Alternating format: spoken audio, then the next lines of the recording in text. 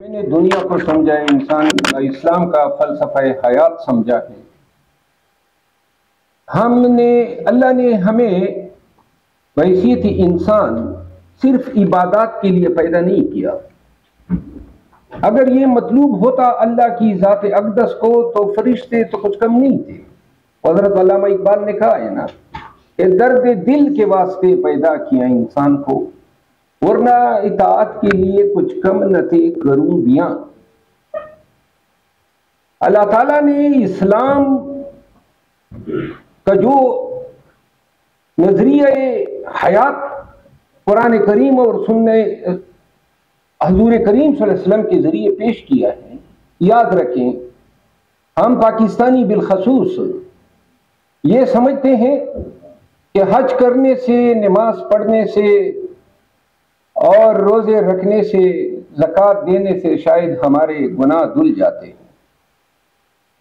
ये वो हकूक हैं जो अल्लाह ताला ने आप पे फर्ज किए हैं और जो अल्लाह ही माफ कर सकता है और जिसकी माफी की गुंजाइश है। लेकिन इस्लाम के जो दो माखिज हैं, हकूकुल्लाह और एक है हकूकुल इबाद। इंसानों के हकूक जो है आपका अमली जिंदगी में, मामलात में, पड़ोसी के साथ, आपका अपने गांव के लोगों के साथ, अपनी पार्टी के लोगों के साथ, अपने पाकिस्तानियों के साथ क्या रवैया है, क्या एहतराम देते हैं हम, एहतराम आदमियत, क्या बुग़्ज़, कीना, लालच, इन बीमारियों ने कहीं हमारे अमल को इतना मकरूह तो नहीं बना लिया कि हम एक तरफ नमाज पढ़ते हैं और दूसरी तरफ सूद में मुब्तला हैं। हम किरदार की उस नहज पे पहुंच जाते हैं बाज़ औक़ात कि इंसान से ज्यादा जानवर बन जाते हैं। मैंने देखा है मुंसिफ के तौर पे 16 अजला में मैं जज रहा हूं, माँ बहन का हक नहीं देना, बेटी का हक नहीं देना, इतनी दाढ़ियों के साथ मस्जिद में यहाँ पे वो पेशानियों पे मेहराब सजाए बैठे होते हैं, लेकिन जब बेटी या बहन के हक की बारी आती है तो कहते हैं हमारा तो रिवाज नहीं है। आज भी बहुत से बुजुर्गान से हम कलाम होता हूँ केसेस आते हैं और जब पूछते हैं कि ये पैसे किस खाते में आपने उसको दिए तो पता चलता है कि हजरत ने सूद पे दिए होते हैं। आज भी आप सोशल मीडिया उठा लें, क्या तौहीन इंसानियत होती है। यही पाकिस्तान के अंदर मसलक के नाम पे झगड़े। आप टिकटॉक देखें, यूट्यूब देखें, हर एक शख्स कैमरा और माइक रख के मुखालिफिन के लिए जो जबान इस्तेमाल करता है। बेशक शायद इस जमाने की अदालतों में आपकी पकड़ ना हो, लेकिन अल्लाह के हजूर आपके कहे गए एक एक तीर और नश्तर का हिसाब होगा, ये नहीं भूलना चाहिए। और नौजवानों, आपसे एक बात कहता हूं, जिंदगी गुजारना बड़ा मुश्किल होता है। मैंने बड़ी मुश्किल जिंदगी गुजारी है, शायद ही इस हाल में मौजूद किसी एक शख्स ने ऐसी जिंदगी गुजारी है। और दुनिया में, जिंदगी में वो नुकसानात उठाए, वो ट्रेजेडी से गुजरा जिनका कोई इंसान तस्वुर ही नहीं कर सकता। इसलिए जब 9 मई आया तो जिसको देख के पाकिस्तानी हैरान थे, ये पकड़ दकड़, ये मार पीट, ये घरों से अगवा, इससे 1000 गुना बुरा मुझ पे 10 साल पहले गुजर चुका था। लेकिन एक चीज ने मुझे, मैं आपको बता दूं, नमाज का वक्त हो चुका है, मैं बोनस में जिंदा हूं। मरना था मुझे 2012-11 में मर जाना चाहिए था। मैं बोनस में जिंदा हूं और ये वो वक्त था, कोई मेरे साथ बैठना पसंद नहीं करता था कि इसको मारते हुए कहीं हमें गोली लग ना जाए। कोई मेरे साथ गाड़ी में नहीं बैठा करता था। मौत को बहुत करीब से देखा है और एक चीज का यकीन बना है कि जब दुश्मन या कोई मुखालिफ आपको डराए, वो आपको डराएगा। याद रखो ये बात, वो आपको डराएगा, डर गए तो उसका काम निकल गया। लेकिन अगर आपने ब्लेड लगा कि उसको आगे उठा दिया, कसम से तुम दबा के भागेगा। जिंदगी में कभी भी गुंडे, बदमाश, चाहे वो किसी शक्ल में हो, सियासी शक्ल में हो, सोशल मीडिया या डिजिटल दहशतगर्द की शक्ल में हो, ब्लैकमेल करेंगे, किरदार कुशी करेंगे। बेशक मौका दिया करो, लेकिन जब समझ जाओ कि ये तुम्हारी इज्जत खराब कर रहा है या पीछा नहीं छोड़ रहा है, तो ऐसा ठका के जवाब दो। कभी भी किसी भी जालिम के आगे, यकीन करें मरना होता मैं मर चुका होता।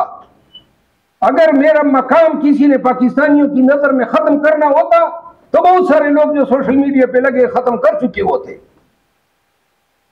मैं अपनी मिसाल देता हूं, मुझे एक दौर में मेरे साथ सब कुछ हुआ, आखिर में कहा जी फांसी से निकाल दिया, तुम लोगों को पता होगा। लेकिन जब सवाबी में जलसा हुआ, लाहौर में जलसा हुआ, तो पूरा पाकिस्तान खड़ा हो गया मरवत मरवत के नारे। आज भी मैं पीटीआई में मौजूद हूं। जब आप सरनगू होंगे जालिम के आगे, जाबिर के आगे, और ये वक्त ज्यादा नहीं होता है, तो आप यकीन करें, वो क्या खूब कहा है हजरत अल्लामा इकबाल ने, वो जमाने में मुअज़्ज़ज़ थे मुसलमान होकर और तुम ख्वार हुए तारिक कुरान होकर। जब अल्लाह की जात से इज्जत भी है और जिल्लत है और अल्लाह ही राज़ी को खालिक है, तो फिर इंसानों से क्या डरना और क्या बुंड बुंड के जीना है। याद रखो, पाकिस्तान को, नौजवानों को, हमारी सारी, हम आपकी जो हमारी नस्ल है, वो कोई ऐसी नस्ल नहीं है जिस पे आप आगे जाके फख्र कर सके। हमने पाकिस्तान जिस हालत में आपको सौंप के जाएंगे, 73,000 अरब रुपए कर्जे की शक्ल में, बदामनी फैली हुई है, सियासी अदम इस्तेकाम, गैर यकीनी सूरत हाल, हम कुछ भी नहीं कर सके।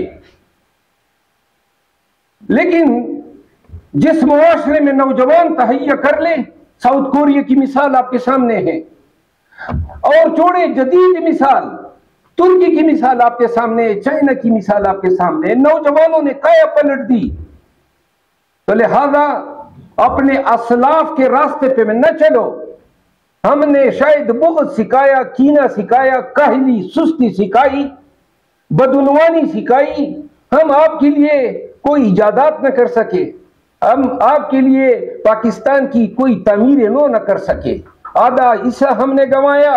हम आज भी पाकिस्तानी अपने बच्चों को स्कूल भेजते हुए डरते हैं कि कोई अच्छा पाकिस्तान हम नहीं छोड़ के जाएंगे। लिहाजा अपनी जिम्मेदारियों का तयन कर लो। नौजवानों, आपने पाकिस्तान को संभालना है, आपने ही पाकिस्तान का मुस्तकबिल बनाना है। इन ही अल्फाज के साथ, क्योंकि नमाज का वक्त हो चुका है, मैं सिर्फ एक बात आखिर में कहता हूं। नौजवानों, कभी कानून से वाबस्ता कोई मसला दरपेश हो, तालिब इल्म हो, तो मेरा फर्म आप सबको फ्री ऑफ कास्ट खिदमत देगा। माशाअल्लाह।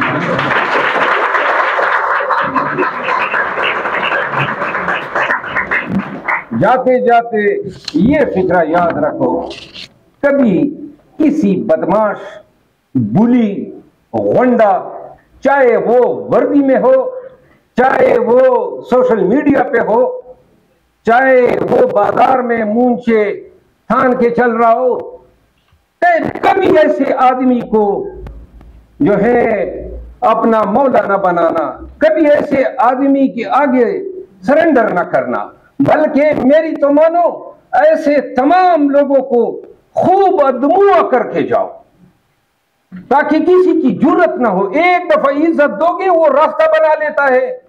वो दीवार क्या गिरी मेरे कच्चे मकान की, लोगों ने मेरे सहन में रास्ते बना लिए।